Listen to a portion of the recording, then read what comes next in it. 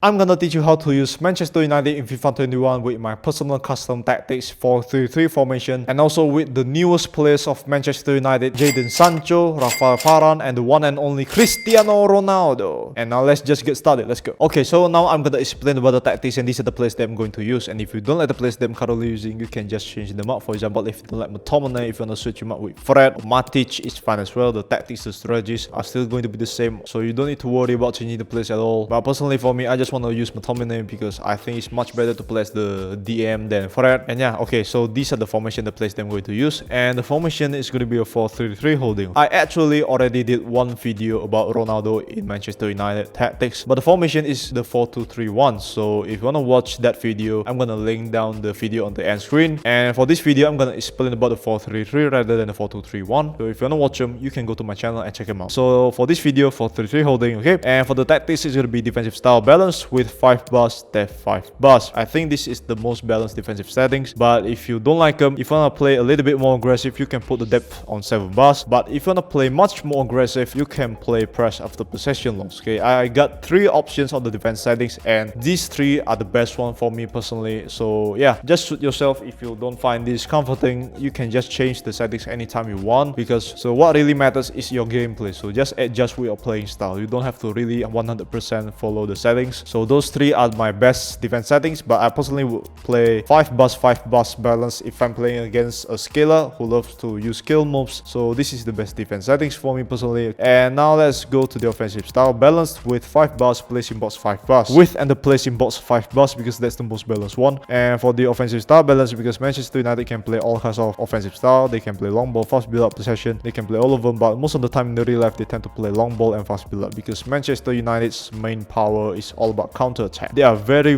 deadly at counter attack. That's why Manchester City lost a lot of matches against Manchester United, because their fast counter attacks are very deadly. That's what I like about Manchester United. So the best one is going to be balanced. For the corners and the free kicks, 1-2-3, 1-2-3 is up to you. It's your choice. Okay, just choose what's best for yourself. And now let's go to the keeper, counters with crosses. The center backs, both of them going to be all default, no changes. And let's go to the attacking wing backs. It's going to be both of them overlap like this. Okay, overlap, and I'm going to explain why. Luke Shaw is a very attacking minded player, and he loves to go into the final third and try to do a lot of crossing from the overlap into the box. Okay, that's how Luke Shaw plays in the real life. He's very good at crossing, passing. He can also sometimes go into the half spaces like this and assisting another player, assisting the striker, or maybe go into the box and score goals as well. That's what I like about Luke Shaw. He's very flexible. Okay, so for the instructions, if you want to put the runtime on default, it's fine as well, but I would personally just put it on overlap, because by putting the instructions on overlap, Luke Shaw will be able to do a lot of crossing much easier on from the overlap like this. That's why I want from Luke Shaw. For Wan-Bissaka, it's going to be the same as well, the way he play with Luke Shaw, going overlap like this, attacking on the final third, trying to do crossing, passing, etc. But the difference is that Wan-Bissaka is not very good at attacking. He's more of a defensive fullback than an attacking wingback. So if you want to use Wan-Bissaka to attack, try to utilize his speed, because he got 86 pace. As you can see, he got 86 pace. He's very fast. He can run back and forth very easily with his speed. And also make sure to use Wan-Bissaka a little bit more like a defender than an attacking wingback. So that's my advice if you want to use him. Okay, so that's it for the wing backs. Both of them overlap like this, overlap for both of them. And now let's go to the defensive midfielders, stay back while attacking obviously, and for the rest of them all default. And now let's go to the CDM, center defensive midfielders. For McTominay, stay back while attacking, and for the rest of them all default. The 4-3-3 is a very offensive formation, so it's much better to have your DM to help defending as well by stay back while attacking. So McTominay, we're gonna have the job to do a lot of defending right here, even though he also loves to go into the box and score goals. But this is a very dangerous instruction for him if you want to play 4-3-3. So it's much better to have him stay back while attacking, to play more like a center back rather than a box-to-box midfielder. Okay, so it's much better to have McTominay to play as the defensive midfielder than a box-to-box midfielder, which I very agree with, since you're gonna play very offensive with 4-3-3. So it's much better to have him on stay back while attacking to focus more on defending. And now let's go to the attacking midfielders. Pogba, all default like this. Okay, all default, and the same goes to Bruno Fernandez as well, all default. As we all know, Pogba loves to go up and down like this to play as a box-to-box midfielder, and he can also play very well as a playmaker because he got a good passing stat. He got 81 shooting, 85 passing, 86 dribbling, 83 physical. So he can play as a box-to-box and a playmaker at the same time. And for Bruno Fernandez, he plays more like an attacking midfielder, so he loves to roam around the pitch like this, up and down. So if you want to put the instructions for Fernandez on free roam like this, as you can see, free roam